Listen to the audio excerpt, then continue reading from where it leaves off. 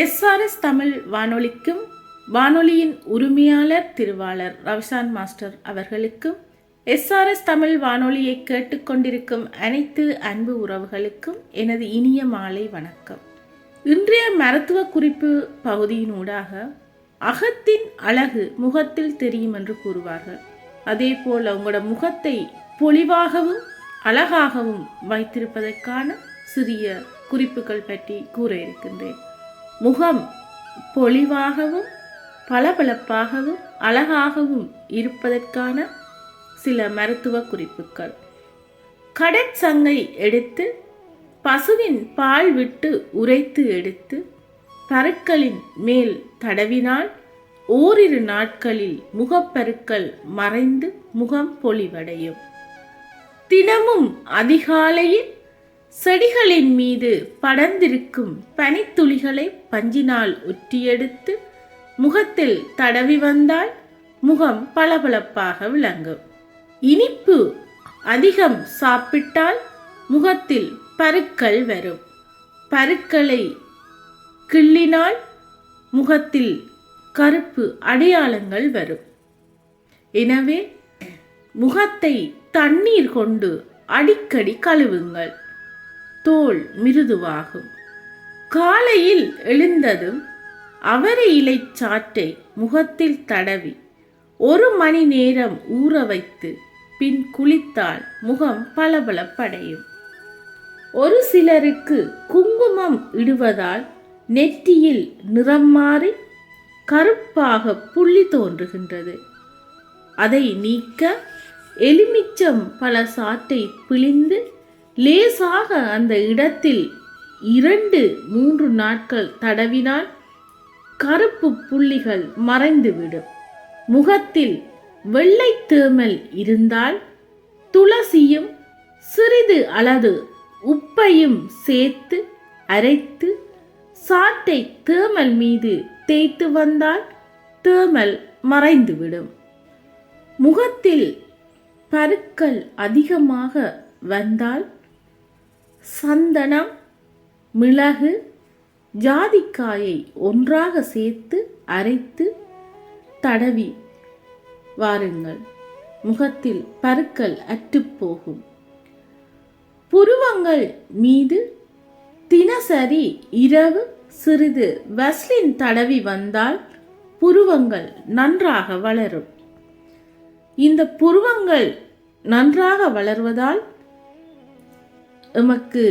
எமது முகத்திற்கு கிடைக்கும் நன்மை அவை தலையின் முன்பகுதியிலிருந்தும் நெற்றி பரப்பிலிருந்தும் வெளியாகும் வியர்வையை கண்ணுக்குள் இறங்காமல் தடுத்து பக்கவாட்டில் உள்ள பொட்டிற்கு திருப்பும் வடிகால்களே. அதேபோல் கண்களுக்கு தூசுக்கள் நெருங்காதவாறு தடுக்கும் முடியாலான வலைப்பின்னல்கள். எனவே புருவங்களை வெஸ்லின் தடவி நன்றாக வளர்த்து வாருங்கள். காலையில் குளிப்பதற்கு முன் கடலைமா, ஆவாரம்பூ தூள் இவற்றை 1/2 மணி நேரம் முகத்தில் நன்றாக பூசி ஊற வைத்து பின் குளிக்கவும். இதனால் சருமத்தில் மென்மை ஏற்படுவதுடன் சுருக்கமும் விழாமல் தடுக்கலாம். ஆரஞ்சு பழ தோலை காய வைத்து பவுடராக்கி வைத்துக் கொள்ளுங்கள்.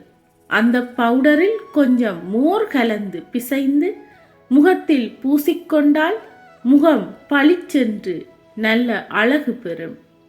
முகம் எண்ணெய் பசை இல்லாமல் பளிங்கு போல் பளபளப்புடன் இருக்க 1 டீஸ்பூன் எலுமிச்சை சாறு, 1 டீஸ்பூன் தேன் கலந்து கண்ணிமை புருவத்தில் படாமல் முகத்தில் தடவிக்கொள்ளுங்கள். பின்னர் 10 நிமிடம் கழித்து சுத்தமான தண்ணீரால் லேசாக தேய்த்து சுத்தம் செய்ய வேண்டும். இது மாதிரி செய்து வந்தால் பருவோ கரும்புள்ளியோ இல்லாமல் முகம் பளபளப்பாக இருக்கும். ஜாதிக்காயை இரவில் தினமும் முகத்தில் பூசி வர முகப்பருக்கள் இருந்த இடம் தெரியாமல் மறைந்துவிடும்.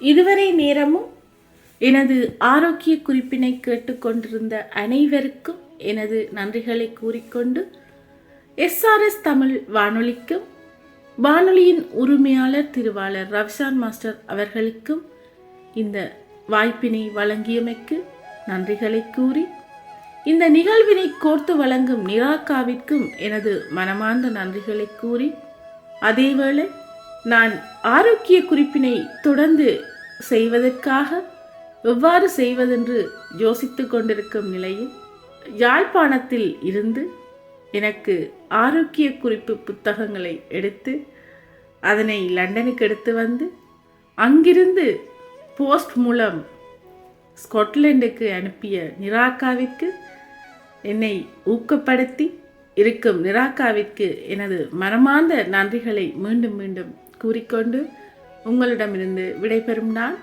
உங்கள் அன்பின் தாரணி புவிகரன். மீண்டும் சந்திப்போம். நன்றி, வணக்கம். SRS தமிழ் வானொலிக்கும் வானொலியின் உரிமையாளர் திருவாளர் ரவிசான் மாஸ்டர் அவர்களுக்கும் SRS தமிழ் வானொலியை கேட்டுக்கொண்டிருக்கும் அனைத்து அன்பு உறவுகளுக்கும் எனது இனிய மாலை வணக்கம். இன்று சிறு ஆரோக்கிய குறிப்பு பகுதியினோடு உங்களை சந்திக்க காத்திருக்கின்றேன். வாருங்கள், ஆரோக்கிய குறிப்பு பகுதியினுள் செல்வோம். தலைவலித்தல், ஒரு பக்கமாக தலைவலித்தல் அல்லது தலை சுற்றல், தலை நிமிர முடியாமல் இருத்தல் போன்றவைக்கான ஒரு சிறிய மருத்துவ குறிப்பு. தேவையான அளவு கற்பூரவள்ளி இலையை சுத்தம் செய்து இடித்து அதன் சாற்றை எடுத்துக்கொள்ளுங்கள். அச்சாற்றுடன் நல்லெண்ணெய், சர்க்கரை ஆகியவற்றை கலந்து நன்கு கலக்கி நெற்றியில் பற்று போட்டு வந்தால் தலைவலி குறையும். இதனை தலைவலி இல்லாத போது பற்று போட வேண்டாம்.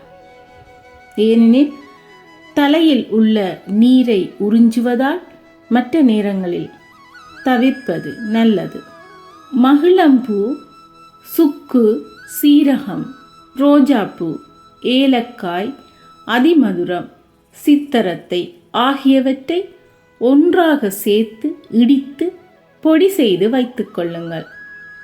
அந்த பொடியை காலை மற்றும் மாலை என இருவேளை அரை தேக்கரண்டி அளவு எடுத்து தேனில் குழைத்து சாப்பிட்டு வந்தால் தலைவலி குறையும். வேப்பம்பட்டை, கடுக்காய், கோரைக்கிழங்கு, நிலவேம்பு ஆகியவற்றை சம அளவில் எடுத்து வைத்துக் கொள்ளுங்கள். பின்னர் அதில் தண்ணீர் கலந்து பாதியளவு வரும் வரை சுண்ட காய்ச்சி இறக்கி வைத்து அதனுடன் தேன் கலந்து ஒரு நாளைக்கு காலை, மதியம், இரவு என்று 3 வேளை சாப்பிட்டு வந்தால் தலைவலி குறையும். சூட்டினால் ஏற்படும் தலைவலி அல்லது உடல் சூடாக இருந்தால் என்ன செய்யலாம்? தேவையான அளவு செம்பக இலையை எடுத்து நன்கு சுத்தம் செய்து கொள்ளுங்கள். பின்னர் ஓமத்தை பொடி செய்து அந்த பொடி செய்த ஓமத்தை இலையின் மேல் நன்கு தூவ வேண்டும். இதை ஒரு துணியில் வைத்து தலையில் கட்டி வந்தால் வெப்பத்தால் ஏற்பட்ட தலைவலி குறையும். மேலும் உடலில் குளிர்ச்சி ஏற்படும். மிளகாய் 200 கிராம், மிளகு 200 கிராம், பால் 1/4 லிட்டர், நல்லெண்ணெய் 1/2 லிட்டர். மிளகாய், மிளகு ஆகியவற்றை எடுத்து இடித்து பொடி செய்து வைத்துக் கொள்ளுங்கள். அந்த பொடியினை 2 லிட்டர் தண்ணீரில் போட்டு 1/2 லிட்டர் வரும் வரை நன்றாக சுண்ட காய்ச்சி எடுத்து வைத்துக் கொள்ளுங்கள். பின்னர் அதனுடன் பால், நல்லெண்ணெய் கலந்து பதமாய் காய்ச்சி ஒரு பாத்திரத்தில் பத்திரப்படுத்தி வையுங்கள். இதை வாரம் 1 முறை தலைக்கு தேய்த்து குளித்து வந்தால் இப்படிப்பட்ட தலைவலியும் குறையும். தேவையான அளவு வெற்றிலையை எடுத்து நன்றாக இடித்து சாறு பிழிந்து எடுத்துக்கொள்ள வேண்டும். அந்த வெற்றிலை சாற்றை வைத்துக்கொண்டு கராம்பை நன்றாக அரைத்து எடுத்துக்கொள்ளுங்கள். இரண்டையும் நன்றாக குழைத்து வரும் களிம்பை நெற்றியின் இரு பொட்டு பகுதிகளிலும் கனமாக பூசி வந்தால் தலைவலி குறையும். கீழாநெல்லிச்சாறு, உத்தாமணிச்சாறு, குப்பமேனிச்சாறு மூன்றையும் சம அளவில் எடுத்து நல்லெண்ணெயில் கலந்து தலையில் நெற்றியில் பூசி வர தலைவலி தலைப்பாரம் குணமடையும். கண்வலி, கண்ணரிப்பு, கண் சிவப்பு இருப்பவர்கள் வில்வ மரத்தின் இலைகளை எடுத்து அதை இளஞ்சூட்டில் நன்றாக வதக்கிக் கொள்ள வேண்டும். பின்னர் அதை தூசுபடியா ஒரு வெள்ளை துணியில் வைத்து கண்ணை சுற்றி ஒத்தனம் கொடுத்தால் கண்வலி, கண்ணில் ஏற்பட்ட அரிப்பு மற்றும் கண் சிவப்பு போன்றவை நீங்கி பூரண குணமடையும். கண் எரிச்சல் இருப்பவர்கள் அதிமதுரம், கடுக்காய், திப்பிலி, மிளகு ஆகியவற்றை நன்றாக வறுத்து பொடி செய்து அப்பொடியை தேனில் கலந்து சாப்பிட கண் எரிச்சல் நீங்கும். அத்தோடு கண் ஒளி பெறும். கண் வலி இருப்பவர்கள் கருவேலம் கொழுந்து இலையை தேவையான அளவு எடுத்துக்கொண்டு அதனுடன் சீரகத்தை சேர்த்து அரைத்து கொள்ளுங்கள். அதை வலியுள்ள கண்ணை நன்றாக மூடிக்கொண்டு அதன் மேல் வைத்து பின்னர் நன்கு வெற்றிலையை அதன் மேல் வைத்து வெள்ளை துணியினால் கட்ட வேண்டும். இதை 3 நாட்கள் செய்து வந்தால் கண்வலி குறையும். அருகம்புல், சீரகம், மிளகு ஆகியவற்றை சம அளவு எடுத்து கொள்ள வேண்டும். இவை அனைத்தையும் ஒன்றாக சேர்த்து இடித்து அந்த கலவையை 1 லிட்டர் நல்லெண்ணெயில் போட்டு சுமார் 15 நாட்கள் வெயிலில் காய வைக்க வேண்டும். இதை தலைக்கு தேய்த்து வர கண்வலி குறைந்து ஆரோக்கியம் கிட்டும். இதுவரை நேரமும் எனது ஆரோக்கிய குறிப்பு பகுதியினை கேட்டுக்கொண்டிருந்த அனைவருக்கும் எனது நன்றிகளை கூறிக்கொண்டு SRS தமிழ் வானொலிக்கும் திருவாளர் ரவிசான் மாஸ்டர் அவர்களுக்கும் எனது நன்றிகளை கூறி இந்நிகழ்வினை கோர்த்து வழங்கும் நிராகாவிற்கும் எனது நன்றிகளை கூறி உங்களிடமிருந்து விடைபெறும் நான் உங்கள் அன்பின் தாரணி புவிகரன். மீண்டும் சந்திப்போம். நன்றி, வணக்கம். SRS தமிழ் வானொலிக்கும் வானொலியின் உரிமையாளர் திருவாளர் ரவிசான் மாஸ்டர் அவர்களுக்கும் SRS தமிழ் வானொலியை கேட்டுக்கொண்டிருக்கும் அனைத்து அன்பு உறவுகளுக்கும் எனது இனிய மாலை வணக்கம். இன்றைய ஆரோக்கிய குறிப்பு பகுதியின் ஊடாக, அதாவது கூந்தலை எவ்வாறு கருமையாக வைத்திருப்பது, எவ்வாறு பாதுகாப்பது என்பதை பற்றி பார்ப்போம். கீரை விதியை நல்லெண்ணெயில் போட்டு நன்றாக காய்ச்சி தலைக்கு தேய்த்து வந்தால் கூந்தல் வளரும், கருமை நிறம் அதிகரிக்கும், முடி உதிராமல் தடுக்கலாம். தலைமுடியை வாரிக்கொள்ள பிளாஸ்டிக்கால் ஆன சீப்புகளை பயன்படுத்துவதை தவிர்க்க வேண்டும். உலோகம், மரம், கொம்பு ஆகியவற்றிலான சீப்புகளை பாவிப்பது மிகவும் நல்லது. கசகசா, கொப்பரை தேங்காய், வால்மிளகு ஆகியவற்றை ஒரே அளவாக எடுத்து அரைத்து சீயக்காய் போல் சிரசில் வைத்து தேய்த்து 1/4 மணி நேரம் ஊற வைத்து பின் சீயக்காயை உபயோகித்து குளித்து வர தலைமுடி நீளமாக வளரும். மஞ்சளுடன் குப்பை மேனி இலை, வேப்பம் தலை இவற்றை சேர்த்து அரைத்து தலைத்து தேய்க்கவும். பின் அரை மணி நேரம் கழித்து குளித்தால் தலையில் உள்ள பேன் பொடுகு நீங்கும். செவ்வந்தி பூ கூந்தலை வளரச் செய்யும்.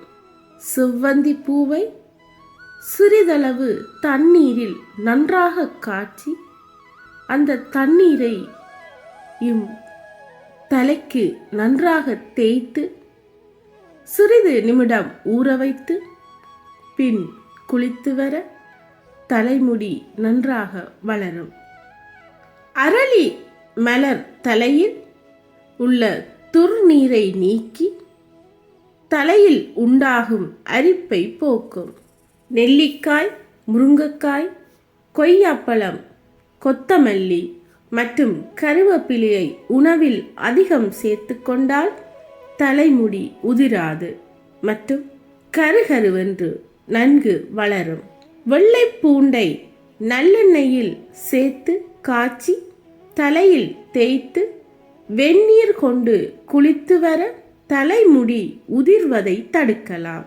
தலையில் பொடுகு இருந்தால் வெள்ளை கசகசாவை பாலில் ஊற வைத்து மிளகு சேர்த்து அரைத்து தலையில் 1 மணி நேரம் ஊற வைத்து குளிர்ந்த நீரில் குளிக்கவும். இப்படி 3 நாட்கள் செய்தால் பொடுகுகள் நீங்கிவிடும். இவ்வளவு நேரமும் எனது ஆரோக்கிய குறிப்பு பகுதியினை கேட்டுக்கொண்டிருந்த அனைத்து அன்பு உள்ளங்களுக்கும் எனது நன்றிகளை கூறிக்கொண்டு, இந்த வாய்ப்பினை வழங்கிய SRS தமிழ் வானொலிக்கும் அதன் உரிமையாளர் திருவாளர் ரவிசான் மாஸ்டர் அவர்களுக்கும் எனது நன்றிகளை கூறிக்கொண்டு, இந்த நிகழ்வினை கோர்த்து வழங்கும் நிராகாவிற்கும் எனது நன்றிகளை கூறி உங்களிடமிருந்து விடைபெறும் நான் உங்கள் அன்பின் தாரணி புவிகரன். மீண்டும் சந்திப்போம். நன்றி, வணக்கம். SRS தமிழ் வானொலிக்கும் வானொலியின் உரிமையாளர் திருவாளர் ரவிசான் மாஸ்டர் அவர்களுக்கும் SRS தமிழ் வானொலியை கேட்டுக்கொண்டிருக்கும் அனைத்து அன்பு உறவுகளுக்கும் எனது இனிய மாலை வணக்கங்கள். இன்று இந்த ஆரோக்கிய குறிப்பு பகுதியினோடு உங்களுடன் இணைவதில் நான் பெருமகிழ்ச்சி அடைகின்றேன். வாருங்கள், ஆரோக்கிய குறிப்பினுள் செல்வோம். இன்று நான் சில இலவகைகளின் மருத்துவ பலன்கள் பற்றி கூறவுள்ளேன். இதில் இந்த அகத்திக்கீரையில் எவ்வளவு மருத்துவ பலன்கள் இருக்கின்றன என்று பார்ப்போம். அகத்திக்கீரையை தினம் நீங்கள் உண்டு வர உங்கள் உடல் சூட்டை தணிக்க உதவுகின்றது. அத்தோடு உடலுக்கு குளிர்ச்சியை தருகின்றது, பித்தத்தை குறைக்கும், ஜீரண சக்தியை அதிகரிக்கும், கண் நோய்கள் வராமல் பாதுகாக்கும், உடலில் உள்ள விஷங்களை முறியடிக்கும் சக்தியும் இதற்கு உண்டு. அடுத்ததாக முருங்கைப்பூ. 40 வயதுக்கு மேற்பட்டாலே சிலருக்கு கண்ணாடி இல்லாமல் எதுவும் படிக்க முடியாது. இதனை வெள்ளெழுத்து பார்வை குறைபாடு என்பார்கள். இவர்கள் முருங்கைப்பூவை நிழலில் உலர்த்தி காய வைத்து பொடி செய்து தேன் கலந்து சாப்பிட்டு வர வெள்ளெழுத்து மாறும், கண்ணில் உண்டாகும் வெண்படலமும் மாறும். அடுத்ததாக புதினாக்கீரை. மஞ்சள் காமாலை, வாதம், வறட்டு இருமல், சோகை, நரம்பு தளர்ச்சி ஆகியவற்றிற்கு இந்த புதினாக்கீரை சிறப்பான மருந்தாக பயன்படுகின்றது. அடுத்ததாக கருவேப்பிலை. இந்த கருவேப்பிலையானது அனைத்து சமையலுக்கும் வாசனையை கூட்ட மட்டுமல்லாது இதனை தனியாகவும் சமைத்து சாப்பிடலாம். இந்த கருவேப்பிலையில் எவ்வளவு மருத்துவ பலன்கள் அடங்கி இருக்கின்றது. அதாவது இரத்தத்தில் உள்ள சிவப்பணுக்களை அதிகரிக்கின்றது, கண் பார்வையை தெளிவாக்கின்றது, கறிவேப்பிலையை தொடர்ந்து சாப்பிட்டு வர கைகால் நடுக்கம் நிற்கும், இரத்தத்தை சுத்தப்படுத்தும். அத்தோடு இதில் எவ்வளவு சத்துக்கள் இருக்கின்றன. அதாவது இரும்பு சத்து, vitamin A, B, B2, C, calcium ஆகிய சத்துக்களும் அடங்கியிருக்கின்றது. அடுத்தது கொய்யா இலை. கொய்யா இலையை வெயிலில் காய வைத்தோ அல்லது பச்சையாகவோ நீரில் போட்டு நன்றாக கொதிக்க வைத்து டீ செய்து 12 வாரங்கள் தொடர்ந்து குடித்து வந்தால் இரத்தத்தில் உள்ள சர்க்கரையின் அளவை கட்டுப்படுத்தி நீரிழிவு நோயை குணமாக்குறது. அத்தோடு உடல் எடை குறைப்பவர்களுக்கும் இது மிகவும் உதவியாக இருக்கின்றது.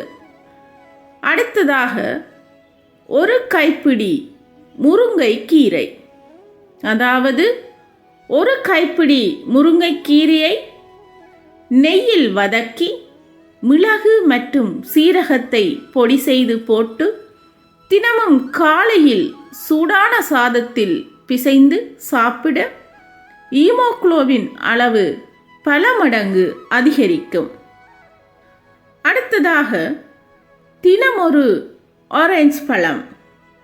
இந்த தினம் ஒரு ஆரஞ்சு பழம் சாப்பிடுவதால் என்ன நன்மைகள் எல்லாம் கிடைக்கின்றது?